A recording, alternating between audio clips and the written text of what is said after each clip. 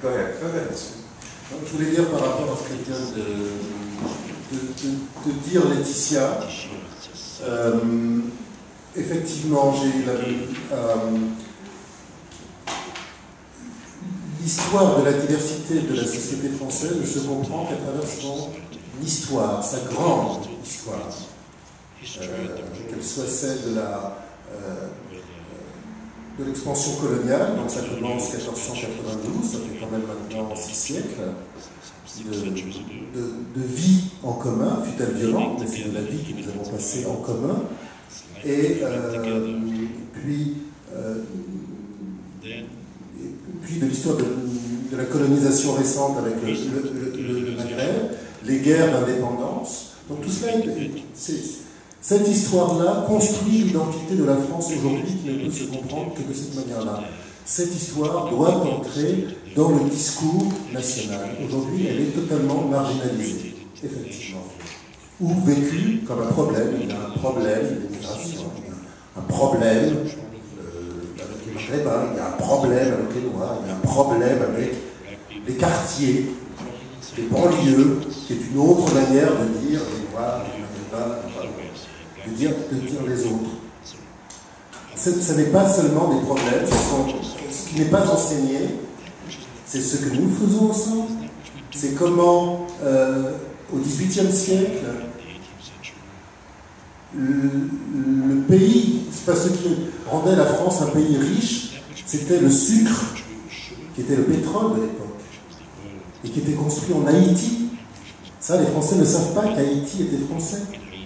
Et que le pétrole s'écrivait sucre, et que la guerre qui se faisait l'Angleterre, la France, l'Allemagne, l'Espagne, le Portugal, c'était cette richesse-là qui donnait des châteaux, qui donnait tout ce que nous avons ici. Ça n'est pas enseigné.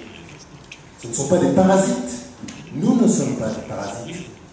Nous avons participé depuis longtemps, depuis des siècles, à la richesse de ces pays, de ce continent.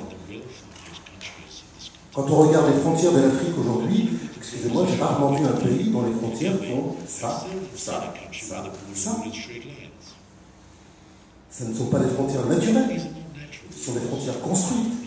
En Allemagne, par Bismarck.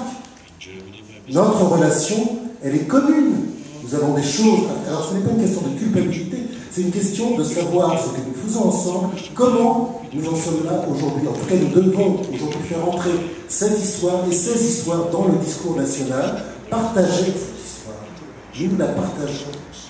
Et savoir que, en même temps, aujourd'hui, cette histoire a fabriqué des richesses spécifiques, va fabriquer des richesses spécifiques, que ce que nous avons développé, nous, personnes de la diversité, pour vivre, pour survivre, pour progresser, pour grandir dans ce pays, ce sont d'autres moyens, ce sont d'autres manières de se positionner dans la vie, d'autres solutions que nous avons inventées, que nous sommes capables d'inventer, et que ces solutions sont des richesses et peuvent être des plus, parce que le monde se mondialise aujourd'hui, et que rester sur les modèles soit de la monarchie pour la France, et malgré le fait que nous soyons une république, il y en a beaucoup dans leur tête qui restent quand même des privilégiés